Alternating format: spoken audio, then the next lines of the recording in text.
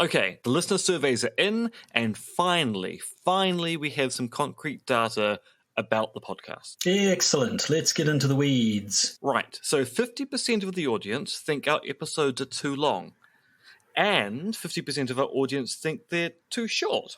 100% of those surveyed thought our digressions on pop culture were spot on, although the survey does note that only one person answered that particular question. Okay. 33% think we should have more Leprechaun content. Sorry, is that the creature or the film series? It's not clear. I guess both? Anyway, carrying on. 43% of respondents like how we put it to the bastards, and 18% love that all we do is debunk conspiracy theories. Yeah, but... Yeah, I know. Now, 23% of people want the podcast to go fortnightly, 39% think it should be twice weekly, and 41% think it would be great to bring the podcast back. Yeah, that's over 100%. Also, what? Yep. Yeah, so is there any useful data? Anything we can do to, make the podcast better? Well... Yes? No. Really? Nope. All this data is contrary. 16% of respondents think we should give more gardening tips, and only one person answered that question. A question I might add I didn't put in the survey. 26% of respondents would like us to use the name Otis for everyone. All the data is useless. The only thing which is useful is... Yes? Well, people love those What the Conspiracy episodes, but they also find them incredibly stressful to listen to. They'd really like us to, put at the top of the show what the content is going to be about. Well, we can't ignore our listeners. No, we can't. So, this is an episode of What the Conspiracy. Josh, what's the topic? Well, it's quite interesting. It's a tale about how the Walt Disney Corporation, for fun mostly, while at the same time on an island as Coca-Cola executives and Elon Musk in illicit while the entire Republican Party... Really? No.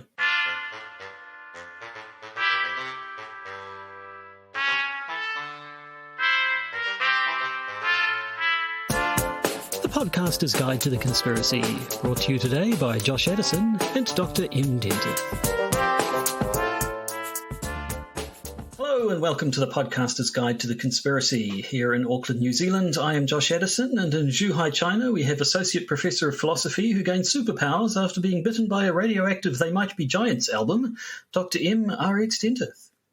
Well, the statue got me high. Your superpower is that you are the little bird house in our soul. You can build birdhouses in people's souls. Which is rather difficult for me because as I'm a materialist and not a dualist, I don't even think souls exist. And yet somehow that is my power. Well, there you go. So, we don't have anything at the top of the show, do we? Nothing new and interesting? No, nothing interesting at all. So it's What the Conspiracy episode. Should we just go straight into it? It's time to play What the Conspiracy.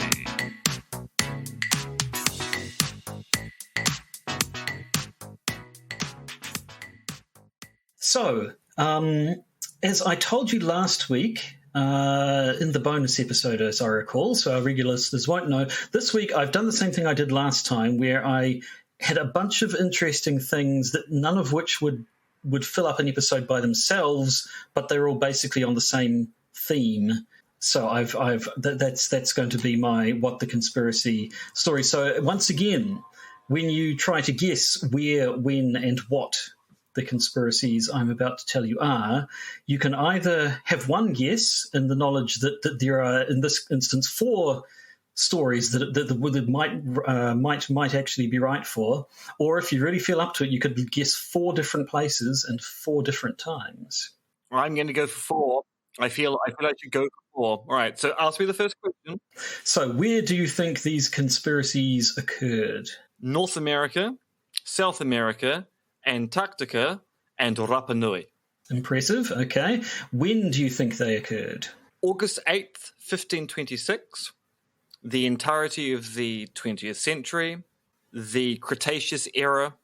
Although, frankly, if you can get me a conspiracy theory in the Cretaceous era, I'll be very impressed, given the lack of written or oral records about that time.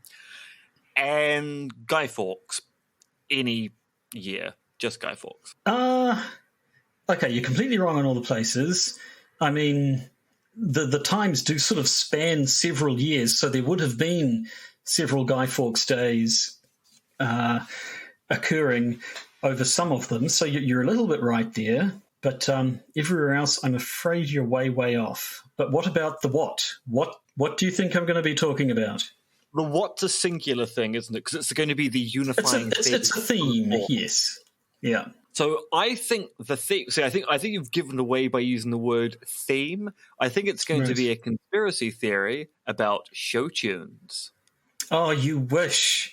You wish it was a conspiracy about show tunes. We'd be recording this from now until the end of time if I let you get show tunes into an episode. I'm afraid not, though. So I can't break out my in olden days a glimpse of stocking most looked on as something shocking, but heaven knows anything goes. No, you cannot. No. What about the hills are alive with the sound? I don't really call it a show tune. I mean, it's a tune from a musical, but I don't know. I don't think that one applies. No, okay, anyway, I'll put you out of your misery. So I'm going to be talking about wacky CIA hijinks, basically. And I figure with 4 stories, I'm hoping at least one of them will be one you haven't actually heard of before. But I've gone for the... That means at least my 20th century guess has to be somewhat on the money, given the CIA only comes into existence in the middle of the 20th century. I suppose that's true, yes. Really clever and only chosen 21st century CIA hijinks. And I suspect there are probably 4 CIA hijink stories of the 21st century. But I suspect almost certainly. But no, you actually know. Yeah, I should give you that. Yes, they do all occur in the latter half of the 20th century. So, and can you guarantee that some of them weren't going on Guy Fawkes Day? No, like I said, I'm pretty sure some of them were. Almost certainly. In fact, well, actually, when is Guy Fawkes Day? November. When is the monsoon season in Vietnam? I do not know. You'd think I would have written that down, but I didn't. But if Guy Fawkes Day occurs during the monsoon season, then definitely. Because, right, so I have 4 stories. You must be over 18 for the second 2 stories. They're a little saucy, but we'll get to that. The first one, though, is the story of CIA weather control in Vietnam. Yep, I'm talking about everyone's favorite operation, Operation Sober Popeye. I don't know why. So, can you give me the name of that operation one more time? That's Operation Sober Popeye. Yeah, that one's more appropriate, I'll give you. Yeah. I don't know why. Popeye was normally, like, Popeye didn't drink in the cartoons as far as, I mean, he was a sailor, so you'd expect he'd be no stranger to a bottle of rum, but his I don't know why. Was spinach. So I don't know. Anyway, so Operation Sober Popeye was the Vietnam exercising weather control during the Vietnam War. And when I say weather control, I actually mean cloud seeding, which is technically weather control. I mean, you can't deny that. It is a form of geoengineering. It certainly is. I'm assuming our listeners are probably familiar with cloud seeding, but just in case, it's a thing that people do, people genuinely, honestly do, where you get up in a plane, you fly above the clouds and sprinkle particles of various substances. I think silver iodide is one of the more popular ones. And the scientific idea is that by spreading particles through a cloud, you increase the number of potential nucleation sites for raindrops or snowflakes, and you can increase either make it rain more or possibly make it rain when it wasn't quite going to rain. That said, from what I can tell, the science is a little bit divided as to whether or not it actually works. Some things I've read said it doesn't really have a statistically significant effect. If it works, it's a very imprecise science. I believe they've got better at cloud seeding in the last decade or so, and that there have been advances in the understanding of how it works. But there's still a little bit of a worry that people are only reporting positive instances and not negative instances of, say, reporting when it does work and kind of ignoring the cases where it doesn't work. So statistically, I think the jury is still somewhat out on the utility of cloud seeding. But if you happen to be a cloud seeder and you know more about cloud seeding than Josh and I do, which is basically nothing, not much. So I mean, people use it for.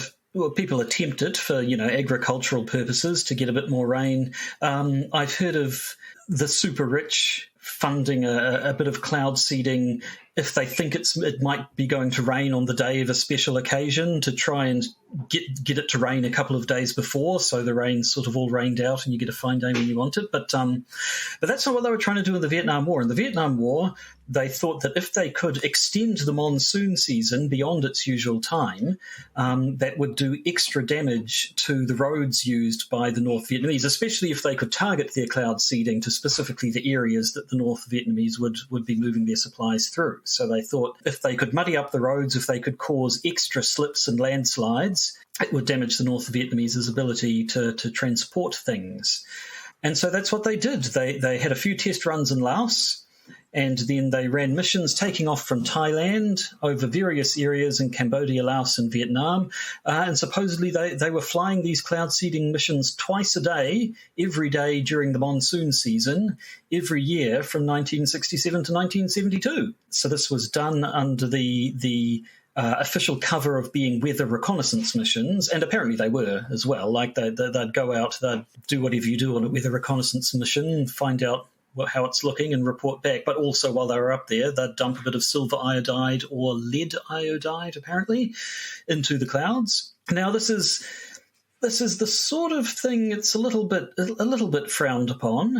At the time, it wasn't specifically like outlawed, but certainly they hadn't told the Laotian government that they'd been running tests there. They hadn't told the Thai government that they were taking off and doing cloud seeding operations from their country. They just stuck with the weather reconnaissance thing. And this operation was eventually outed. In 1971, a reporter called Jack Anderson reported that the CIA was up to this in Vietnam, and then it had a, quote, brief mention in the Pentagon Papers. I think they mentioned some sort of an Operation Popeye, which was a cloud seeding thing, which then prompted a bigger article in the New York Times in 1972, which really brought national attention to what was going on. And apparently the mission stopped like 2 days after the New York Times article was published, because essentially it sounds like someone a bit higher up found out and was like, "You're doing what?" And it was stopped. And these days, weather manipulation for military purposes is in fact banned by the Geneva Conventions. The Environmental Modification Convention came into force in 1978, possibly prompted specifically by Operation Sober Popeye, and you're not allowed to do that anymore, which I guess is a good thing, messing with other countries' weather. It's a bit supervillainy, isn't it? It is, but I'm still fixated on the name Sober Popeye. I mean, it's going to be there's always rules around operation name, because they almost always have two parts, adjective and a noun. And is it just a random word generator, or is there significance? I would like to know, because I mean some of them seem quite appropriate. I mean, admittedly, we're moving outside of the CIA, but one of those wars in Iraq was Operation Desert Storm. Okay, so that's obviously appropriate to the region. It's a desert, and you're storming it. Desert Storm. And if there's a rhyme, a lot of them are a lot more random. Sobering your Popeye.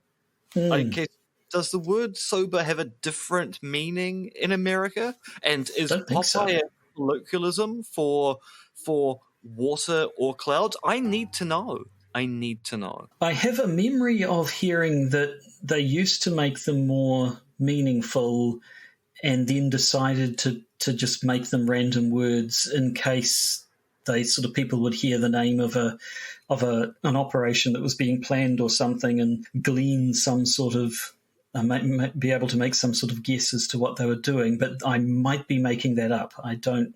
I mean, I have a memory of that. It sounds sensible, but I cannot remember where I actually heard that. So it's possibly that actually sounds too sensible. Too sensible, yeah. It sounds a little bit evil because we can't give accurate names to our secret operations. People might find out about the bad things we're constantly doing. So let's just give them random names that no one ever connects the dots. Right. Yes. No. I don't know. But so that's story number one. Okay. I did not know about the sober Popeye, so I'm very impressed. good. Oh, good record. Okay. Story number two was suggested to me by friend of the show, Hayden, and patron. So thank you very much on several counts, Hayden. This does not have an operation name as far as I'm aware, but we've gone from CIA weather control in Vietnam to CIA vampire attacks in the Philippines. Now, I think I've read about this in the Fortean Times. Sounds like something they'd write about. Right about it. It was the CIA seeding stories about vampire attacks around Manila.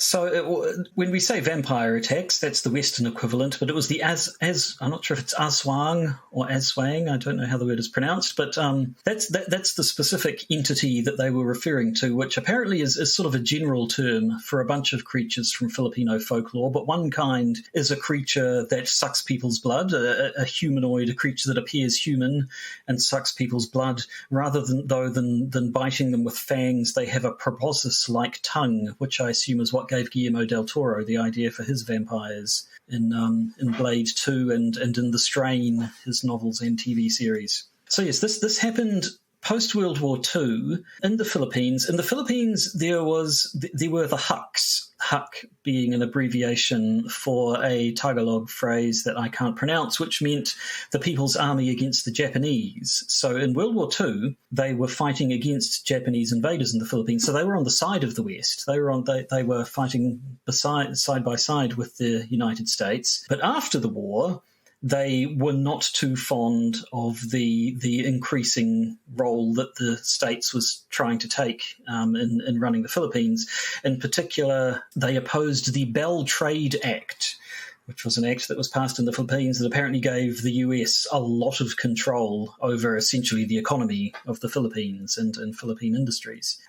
So their disapproval of that ended up getting them expelled from Congress, and they went back to using the same sort of guerrilla tactics they'd been using against the Japanese, but this time fighting against US forces. So the Philippines government had trouble handling them, so at that point the CIA stepped in, led by a man called Edward Lansdale. And from 1950 to 1954, one of the things they did while fighting the Huks, apart from actually fighting them, which obviously they did a bit of, they used various propaganda tactics, and one of them was using belief in the Aswang, which was something which was believed in some areas of the Philippines.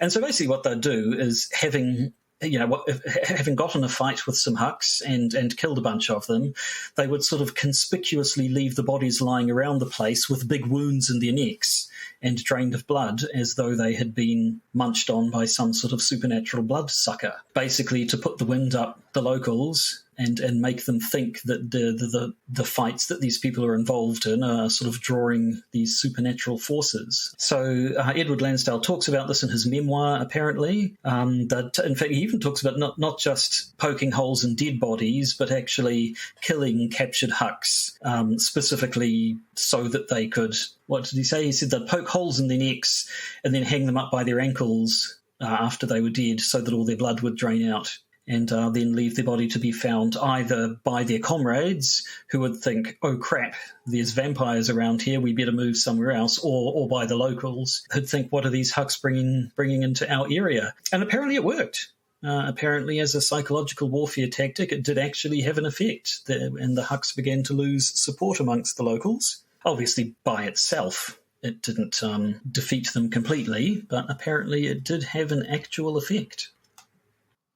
And all they had to do was kidnap and murder some people and mutilate their bodies. If you can imagine the CIA doing such a dastardly thing. Yeah, so the version of the story I had heard was more that they were spreading the rumors that there were vampires around. I wasn't aware they were also going around, we'll provide some additional evidence. I say, matey, come over here. Stab, stab, stab. All right, now drain that person's blood and leave them on the street. Because it's one thing, and I'm saying one thing as if there's a moral boundary that's been broken here. It's one thing to kill your opponent. It's another thing to kill your opponent, drain them of their blood, and then leave their corpse behind. It's the added thing of we'll also remove their blood before we drop their body off on the street. We'll just desecrate their corpse, yeah. It makes it slightly more evil than the previous plan. Yes. Okay, well then the next story, we're now into the slightly sexy stories, so brace yourself. Make sure I'll just fan myself slightly in case I get a attack of the vapors. I take no responsibility for any inflamed ardor about your person. So, okay. We've had, what have we had? We've had weather control in Vietnam. We've had vampires in the Philippines. Now it's time for sex dolls in Moscow. I feel sex dolls in Moscow could have used more of a sort of an 80s synthwave theme. It does sound like a prog rock band. I mean, it would have done quite well for itself. From Full Moon Productions, one of the demonic toys or Puppet Master films, Sex Dolls in Moscow. It sounds like one of the great films that Charles Band would have made. Something like that. Probably directed by Albert Pure. Probably, yeah, I can see it. I can see it in my head right now.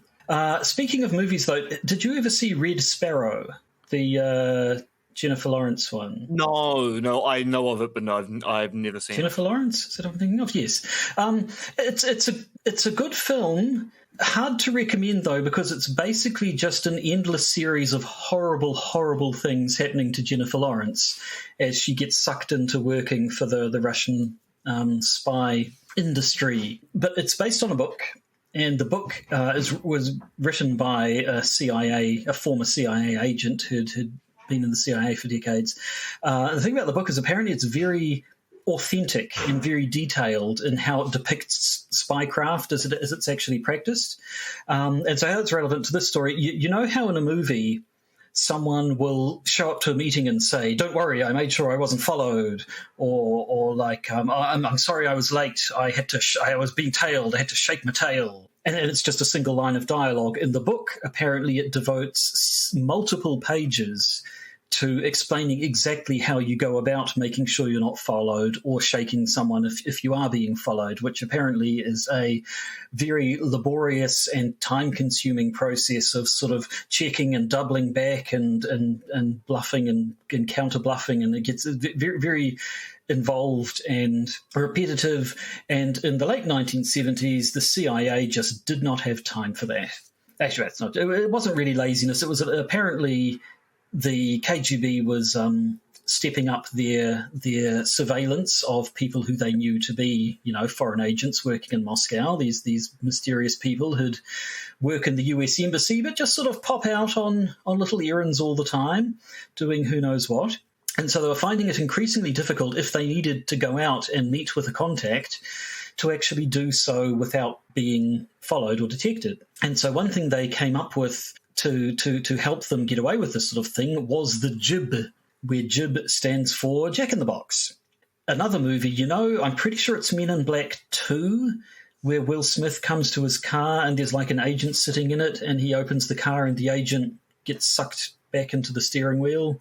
Yeah, I'm pretty sure that is part 2, yes. It's imagine that crossed with the automatic pilot from Airplane. Oh. So the idea is, right, you're a CIA agent, you need to sneak off and have a meeting with one of your contacts without the KGB knowing.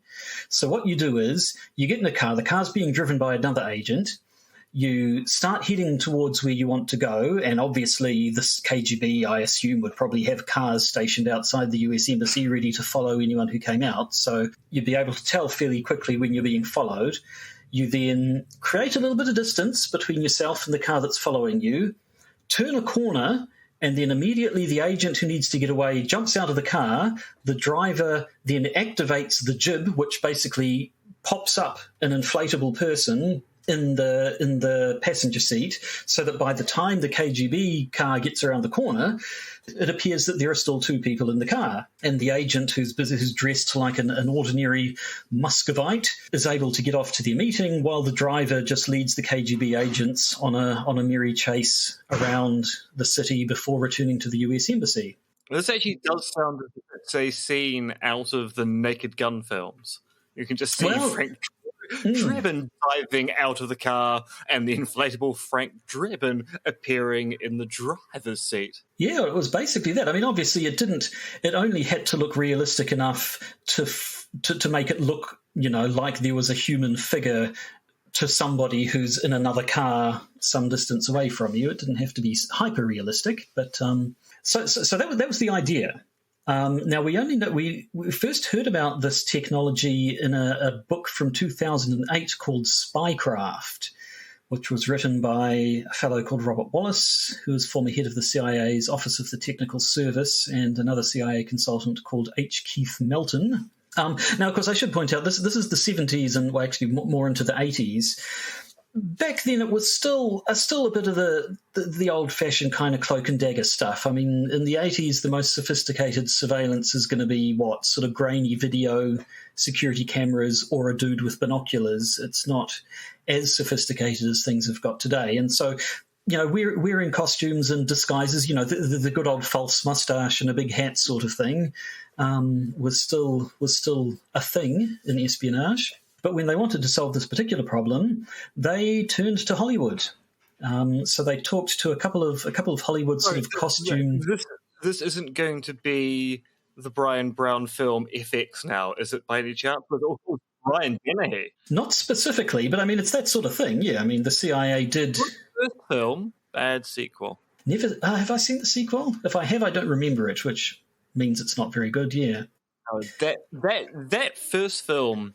It's kind of great. I mean, it's a good film. Dennehy in his prime, Brian Brown, the greatest Roman detective of all time, Marcus Didius Falco, and I'm here to solve a crime in ancient Rome. Put some shrimps on the barbie, mate. And in fact, there's actually another movie connection here. These two guys who worked in Hollywood but occasionally contracted for the CIA on the side, one of them was a man called Les Smith, who was did sort of costumes and stuff, but he also made illusions for stage magicians. What's the term? An engineer or something? But Jonathan Creek, basically. Yeah. He was a bit of a Jonathan Creek or a Christian Bale in dodgy prosthetics, spoiling the twins' plot twist in The Prestige. Did you get that? I remember when I watched The Prestige, the first time he's like, Christian Bale, he's got this new engineer, and the first time you see the guy, it's like, that's Christian Bale in a fake nose and a mustache. So I bought the illusion up until the twist went, oh, that's kind of... I took one look at the dude and thought, no. Anyway, so this is what we talk. So, and I mean, you can probably see from the description, it does share something with the concept of stage magic. You are pulling that sort of a trick on people where there's how would you describe it? There's a bit of sleight of hand going on, bit of misdirection. They think they're seeing one thing when they're actually seeing something else. So it definitely, you can understand a stage magician being involved. So the second guy involved was a man called John Chambers.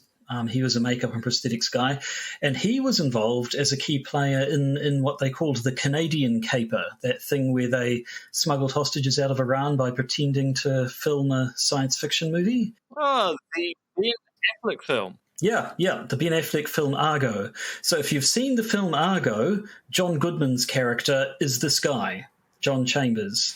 This is played by Goodman in the dramatization of that, but he wasn't just helping them in that affair. He also proposed this idea of the jib.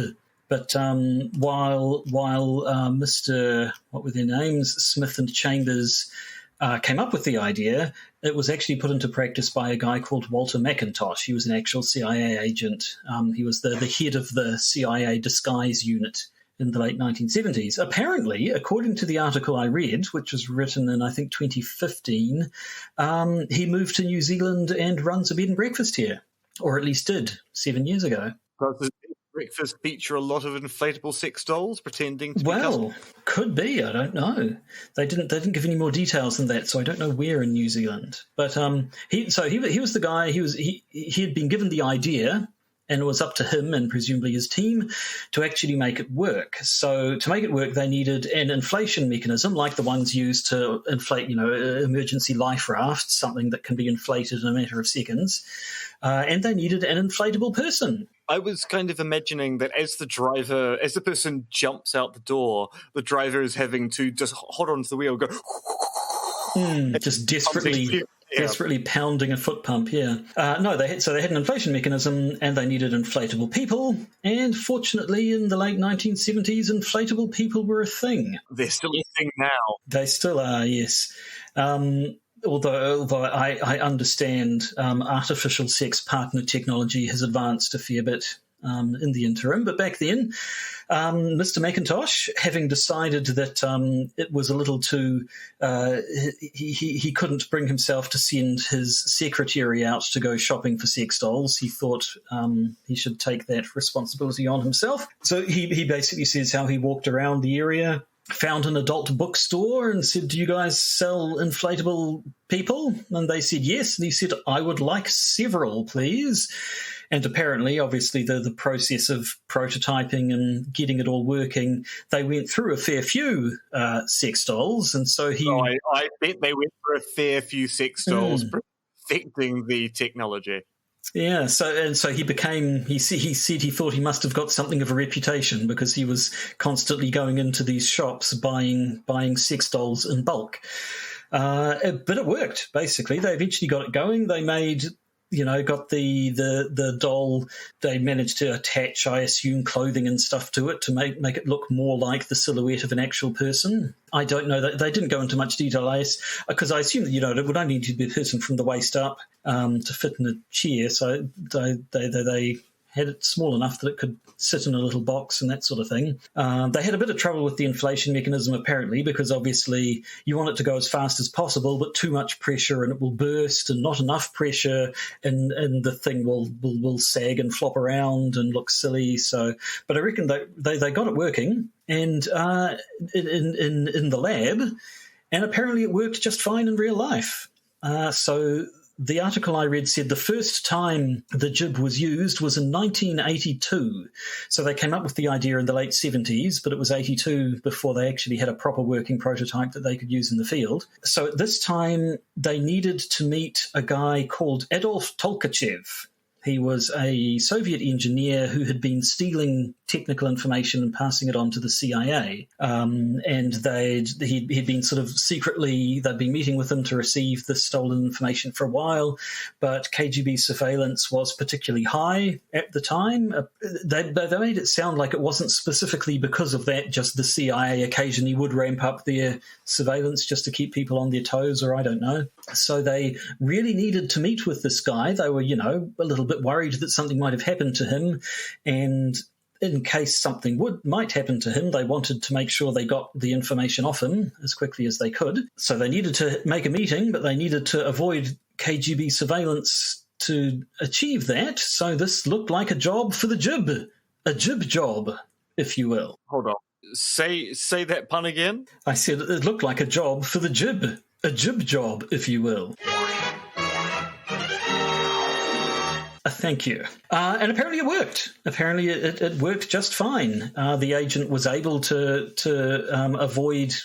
jump out of the car and avoid detection. The KGB followed his driver back to the US embassy, and the meeting went off without a hitch. Unfortunately, Mr. Tolkachev's story does not have a happy ending. In 1985, he ended up being betrayed by a couple of CIA double agents working for the KGB and was arrested and executed, which is unfortunate, but no statement against the effectiveness of the jib. And so because it worked that time, they used it a bunch more following that, apparently. It became known enough that Edward Lee Howard, who was one of the CIA turncoats who had betrayed Adolf Tolkachev, ended up rigging up his own version of a jib and using it himself to elude the FBI when he defected to Russia. Sounds like he was jibbed on his own petard.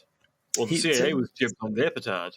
Or whatever there was on their own jib. And there was jibbing, and they hoisted, and they jibbed, and they jabbed. Yep, and it all worked. And yeah, that's basically the story of the jib. Obviously, these days, the advances in sort of surveillance and tracking technology has reached the point where this sort of cloak and dagger stuff is just obsolete. There's no, it would never work today because it's so easy to track and trace and plant bugs and listen in and surveil and what have you. So the article I read didn't say exactly when the jib was retired, just that it's not really used anymore. Presumably it wasn't being used in 2008, for instance, when it was included in a book. Or this could be an elaborate double bluff by telling people, we don't use these jibs anymore. You don't need to worry about those strange-looking people in company cars. We're definitely not using inflatable sex dolls to hide who we're meeting with these days. No, siree, that doesn't happen anymore. I just told you, we're not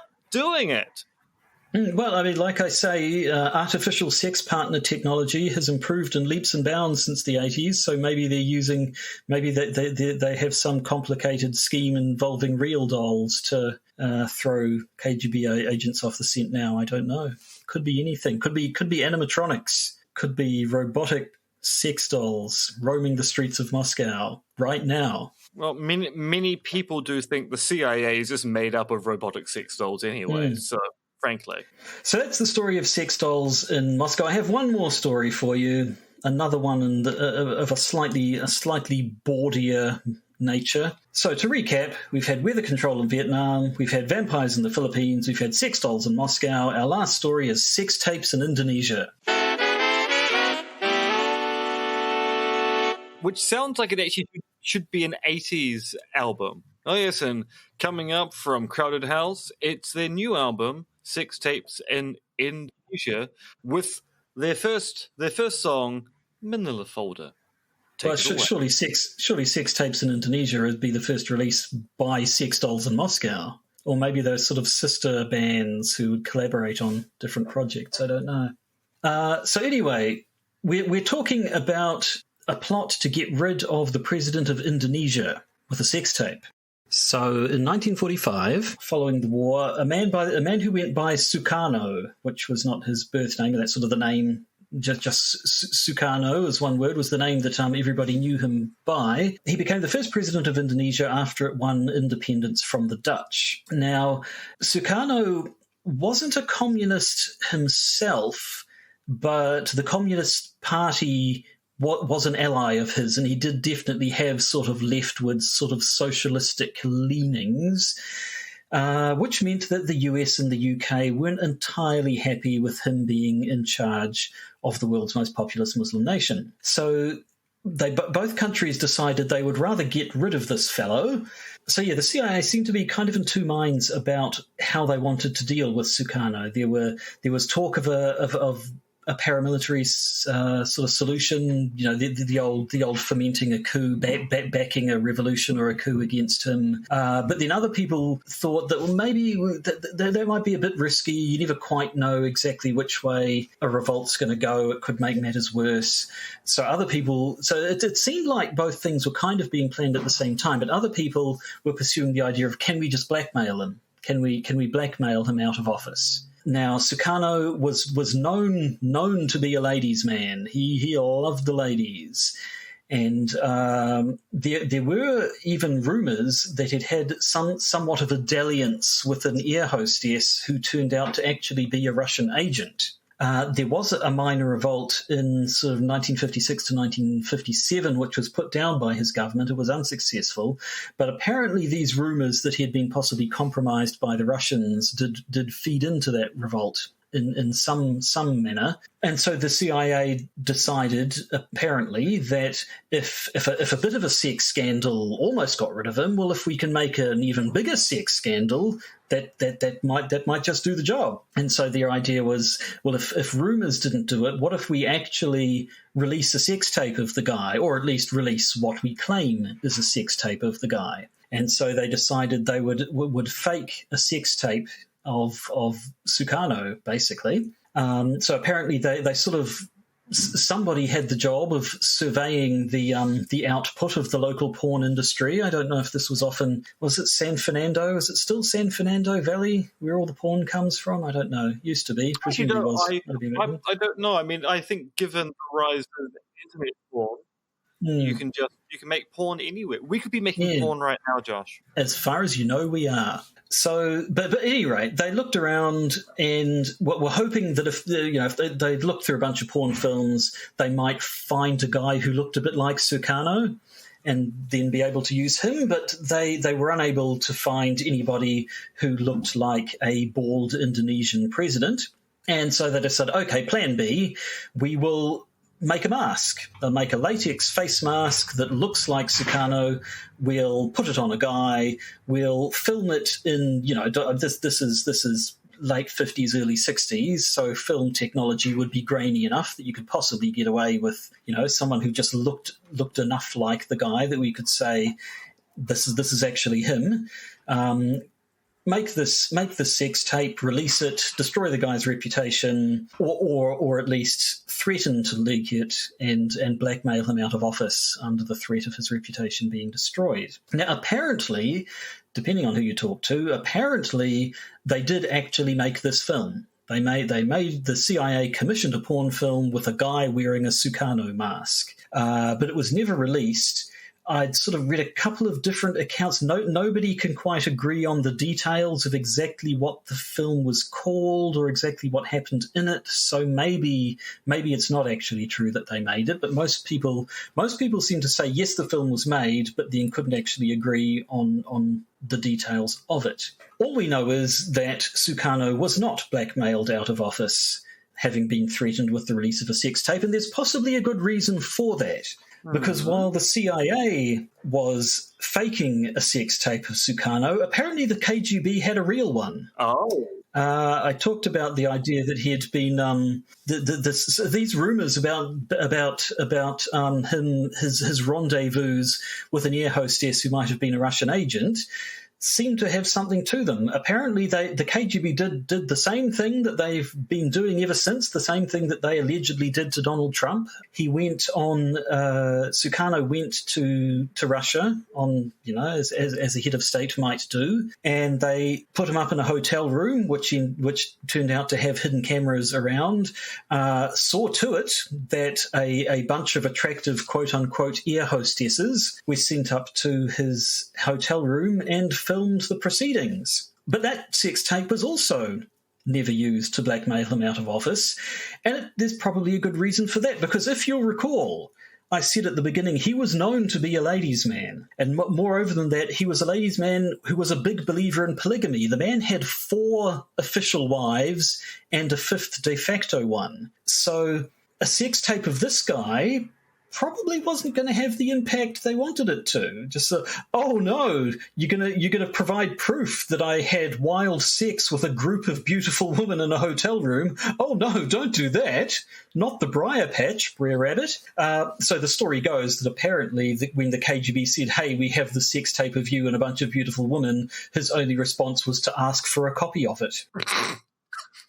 So if we're to, which that's the rumor, but it's certainly the fact that he was Indonesia's greatest sex machine was part of his appeal. I think he had the sort of machismo thing going for him. So possibly this whole blackmail him out with the sex tape thing was doomed to failure from the start. He was eventually ousted. They eventually got rid of him the old-fashioned way. In 1967, there was a coup, which was backed by the CIA and MI6, and he was booted out after that. But no sex tapes were involved in his downfall, as far as I know. And that brings me to the end of my story of CIA shenanigans. So what was I? 3 out of 4? Or had you heard some of these sex tapey rumours as well?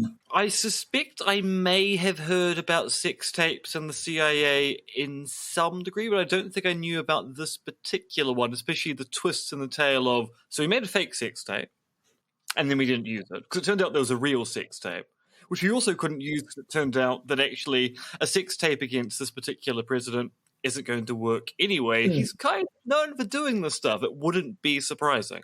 I mean, what would probably be more surprising would be there is no sex tape of your president. He claims to be a bit of a swinger, and yet we can find no evidence. Makes you think, vote for the other guy in this coming election. Yes, yeah, they probably would have been more successful with the sex tape of him trying to satisfy a woman but failing to rise to the occasion or something. Now, I don't know.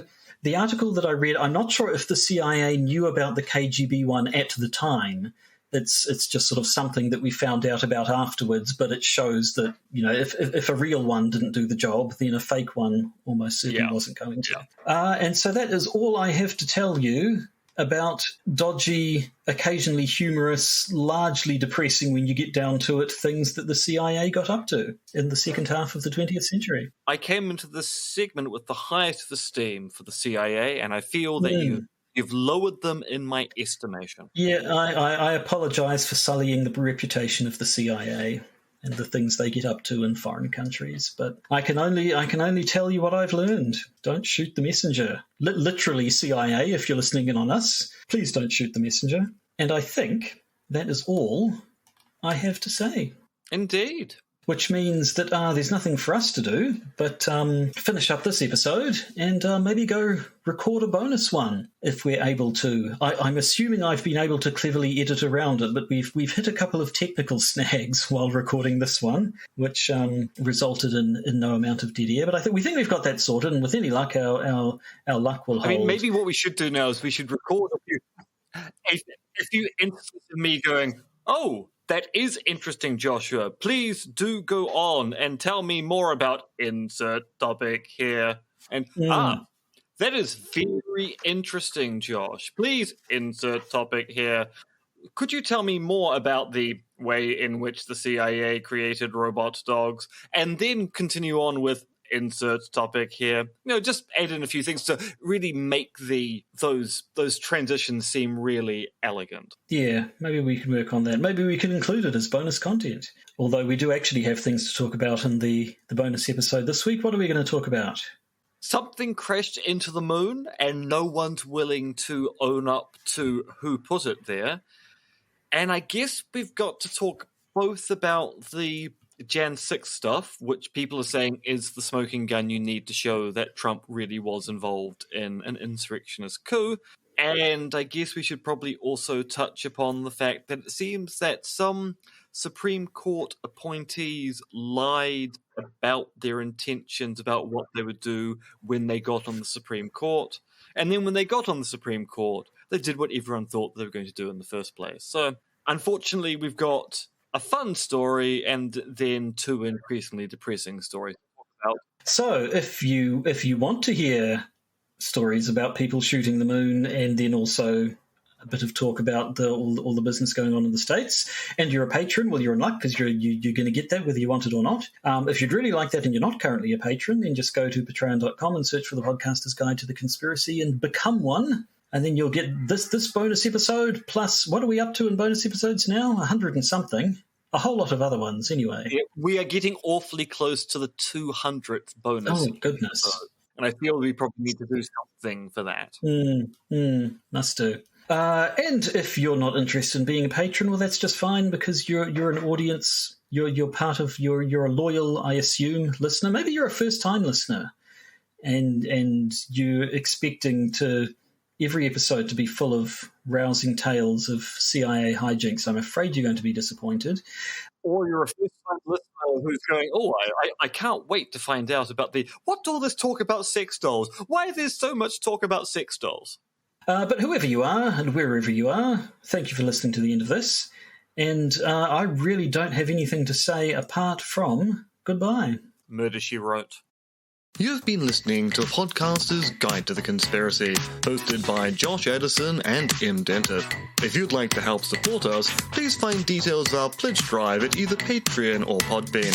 If you'd like to get in contact with us, email us at podcastconspiracy@gmail.com.